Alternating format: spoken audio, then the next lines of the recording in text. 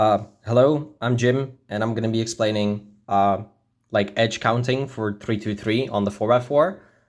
Now, this isn't like I wouldn't really call it a method because it's not really its own method. It's more so an extension of just like 323 edge pairing, which I found whilst practicing 4x4. I realized that when doing 323, I basically learned 4x4 like a month ago, and I went from a 111 average to a low 40s in comp average with a week of practice. And I basically used this the entire time. And I couldn't find anywhere online of anyone else doing this, or maybe it has another name. I just called edge counting because you count edges. It's pretty it's pretty normal. But I basically realized you have very few cases, and you can know what cases you're gonna get based on how many solved pieces you have or how many solved edges you have at the beginning of 323. So I know 100% of the time that if I have 0 edges solved at the beginning, that I'm only have 3 possible cases. So it's really nice. At the end, you don't really have to like know what case, like you don't have to do super hard look at because you know what cases you're gonna get. If I have 1 solved edge, then I have 2 possible cases. If I have 2 solved edges, then I have only 1 possible case, which is really nice because 100% of the time you get that case. If I have 3 solved edges, then I also have 1 possible case. And then if I have 4 solved edges, then I have 2 possible cases, which is very few cases. You can learn this very easily. Also, this video is going to be uncut, so my bad if I stumble over my words or if I kind of mess up, because this is just going to be a one taker. I don't want to edit this and I don't want to put too much time into this. So basically, you count at the beginning of 323 after you finish your cross. You count how many solved edges you have. So right now I have 0. Now it is possible that in the middle of 323 you solve an edge. It happens when, I actually don't know how to set this up, but basically, you know, when you're doing 323 and you slice back and then you have to put this piece in here, but it's like in the back. So this is when you basically solve an edge. So you count 1 up. So if I have two solved edges at the beginning and I have a case like this, then actually the count becomes 3 because I solve an extra edge. So I'll show you first of all the case with 2, because both the cases of 2 solved edges and 3 solved edges are really nice because there's only 1 possible case. So right now I have 2 solved. I hope that I don't get a third randomly during edge pairing, because then it will become 3. I guess if it becomes 3, then it's also 1 case. I can show you that. So basically, we're gonna do just normal 323. So mind, I have 2 solved pieces, 2 solved edges in the top. The middle ones don't actually count. So you only count the top ones, and then the ones that you solve yourself. So before I start 323, I always take note of how many edges I've solved. So I have 2 right now, and then we're just gonna do normal edge pairing. So this one I need to flip, and then I need to put the red one in here, and then blue. So okay, I have still have 2 solved. I solved no extra ones during 323. So this case I'm gonna get 100% of the time, if you 2 solved pieces, you're gonna get your last 3 edges done. So you basically you don't do 323, but you do 232. So what I'm gonna do right now is I'm just gonna solve this next case, and then you'll see I skipped the last 2 edges, basically.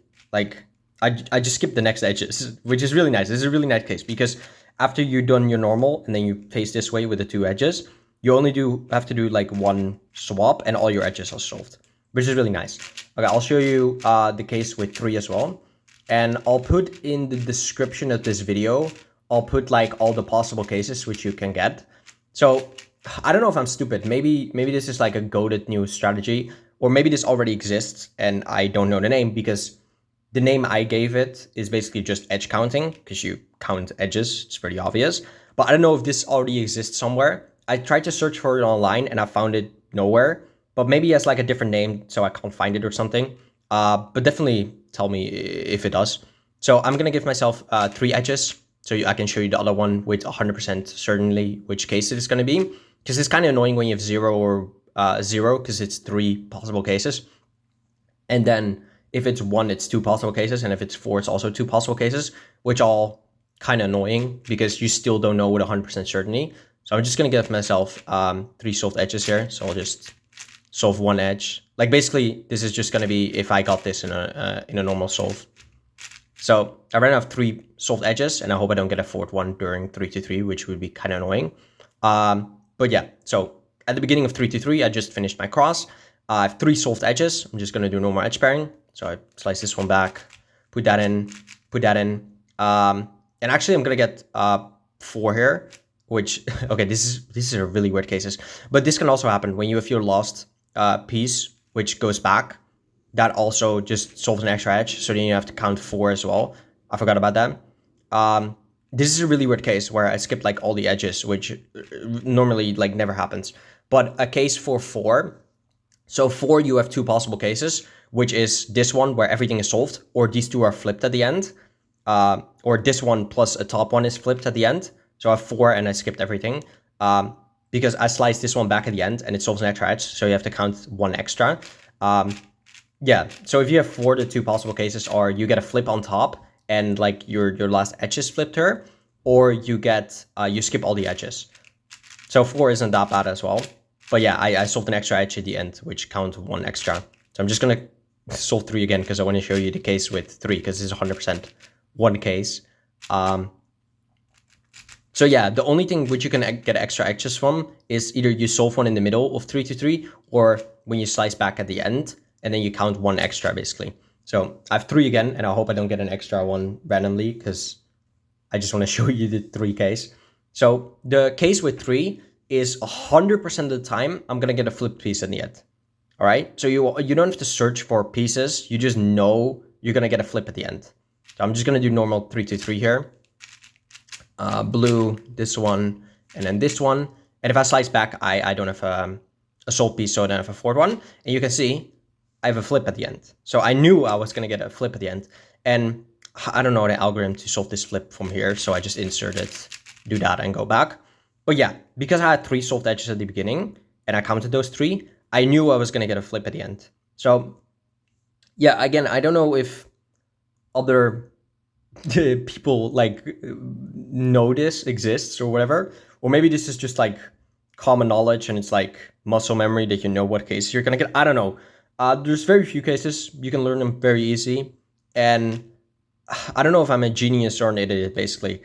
I feel like I'm more an idiot than a genius because I suck at 4x4. But yeah, I just worked this out on a spreadsheet one night because I realized how many, like there were very few cases. And basically what I did is I like forced myself to give myself 3 edges and then watch what cases I was going to get. And there's only 1 case.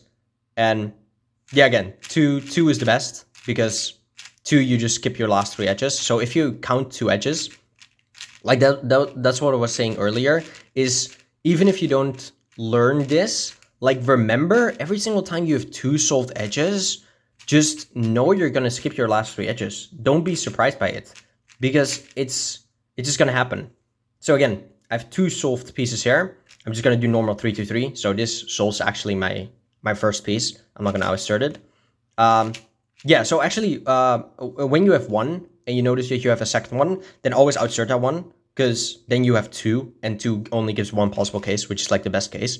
But right now I have 2, and if I outsert this, I get 3, and 3 is a worst case. So I'm purposely not going to like outsert this one and solve it. So I have 3. I'm going to purposely keep it 2 because 2 is a better case. So yeah, just normal 3 to 3 again.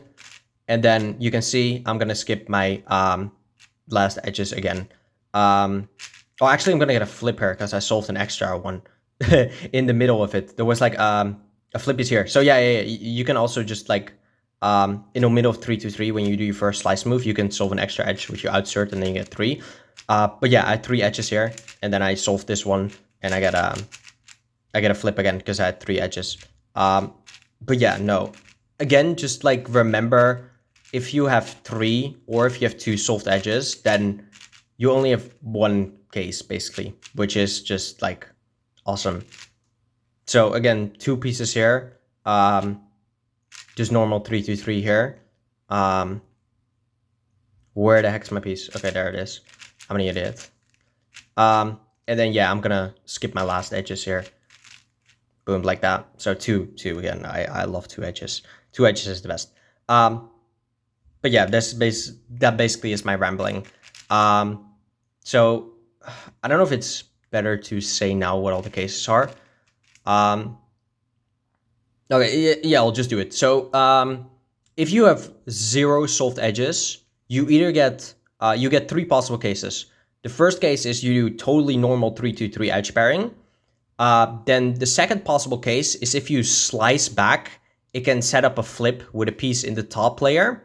And then if you, like basically your last slice move after you done all normal 3-2-3 and you slice back to solve the 3 edges, then if you get an unsolved piece here, then this one is flipped with another one in the top layer. And the other case is if you slice back and this one is solved, then you have a flip in the top layer. So you have either this piece flipped with this piece. It's impossible to skip them. Like you have a flip at the end. Then if you have one edge, then you either have like your first, like, oh, I don't know how to explain this. So if you have one solved edge at the beginning and you don't have anyone that you solve in midway to 3-2-3, which adds to the count, you have two possible cases.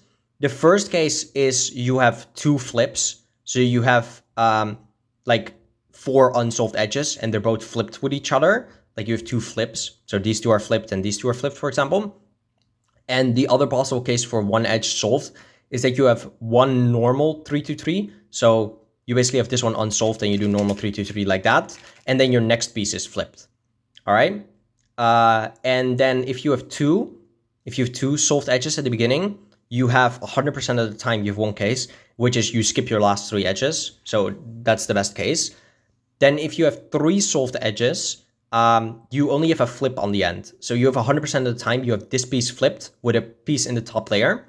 And then if you have 4 solved edges, which really unlikely that's going to happen. But if you have 4 solved edges, you have a flip with the middle 2 edges, which is this one and this one, or you solve everything at the end. And those are only possible 2 cases. So yeah, I'll write them in the description as well, because I don't know how clear that was what I just said. I'm pretty sure I just, like, you have no idea what I just said and it's totally not understandable. But yeah, just like, this is probably a really stupid method, all right? Like, this video is a joke. Like, this video, like, I almost want to say don't use this because I developed it. But yeah, I don't know. It's a pretty cool thing. And maybe it already exists. Maybe people already do this. I don't know. I can't find anything about it online. Edge counting. Don't learn it, but know the case of 2 because you have only one possible case. Know the case of 3 edges because it's one possible case. Yeah. Goodbye. This is a wave. This is wrong way. Bye.